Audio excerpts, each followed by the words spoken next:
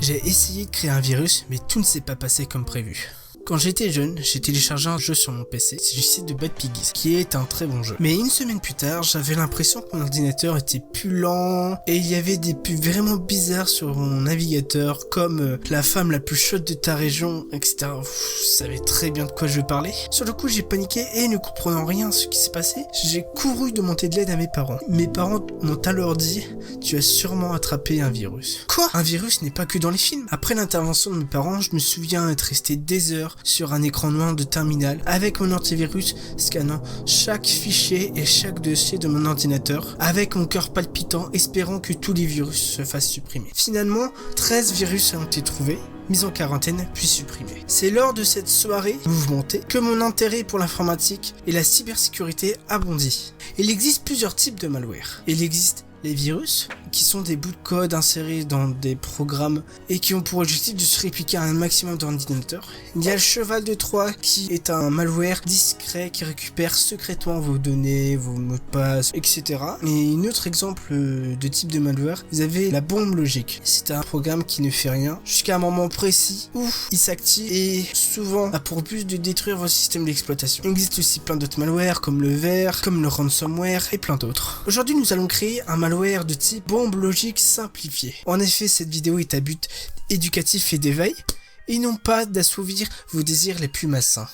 Les malwares sous Windows sont sous plusieurs formes de fichiers, comme les .exe, format exécutable, les .msi et par exemple les .bat.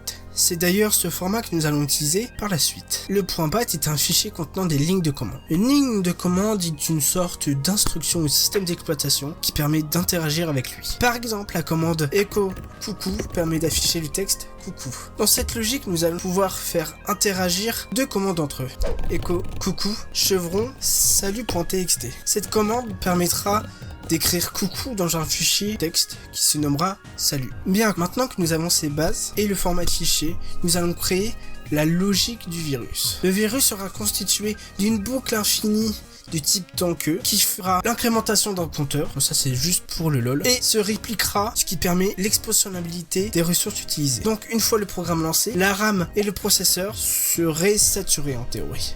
Et l'ordinateur sera alors très lent, voire inutilisable, voire pourrait crasher si le système d'exploitation n'est pas assez protégé. Alors je vous présente la première version du code. Nous pouvons voir que j'instancie une variable d'incrémentation, puis nous pouvons voir la boucle et nous pouvons voir l'instruction callvirus.bat qui permettra de répliquer l'application et du coup d'atteindre notre saturation. Alors maintenant nous pouvons tester.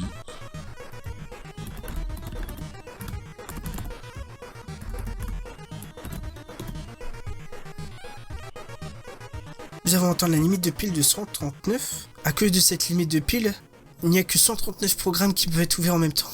Adieu la réplication infinie et adieu la saturation de mémoire et de processeur. Ça veut dire que tout est foutu. Que va penser mon petit moi qui n'arrive même pas à faire un simple virus? Je crains que nous devons arrêter le projet ici. À moins que... Je me suis alors tapé la tête sur tous les murs de ma pièce, quand soudain je me suis rappelé d'une notion que j'ai vue en cours. Cette notion se nomme les processus fils. Les processus fils sont des tâches indépendantes créées à partir d'un processus parent et qui possèdent chacun leur espace mémoire. Vous voyez là où je veux en venir. Pour implémenter les processus fils, j'ai juste remplacé l'instruction call par star, qui permet de répliquer le programme avec un processus fils. Je vais maintenant vous faire une démonstration. Bien, nous pouvons remarquer que le processeur est utilisé à 100% dès le début et que la mémoire augmente petit à petit.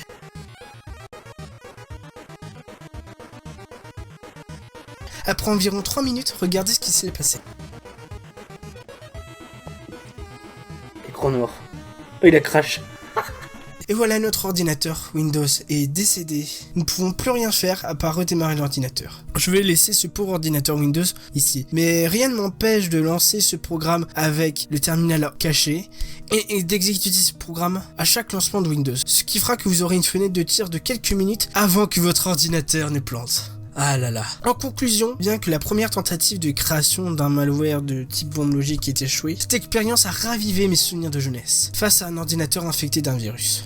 N'oubliez pas que cette vidéo est à but d'éducation et de sensibilisation, parce que ces deux points-là sont la clé pour garantir une utilisation sécurisée de nos technologies actuelles. Surtout restez curieux, mais utilisez vos connaissances de manière éthique et non pas pour faire le mal. N'oubliez pas de partager votre ressenti dans les commentaires, de vous abonner si le cœur vous en dit, et de mettre un j'aime, c'est super important. Et sur ce, je vais vous retrouver dans une prochaine vidéo. Salut!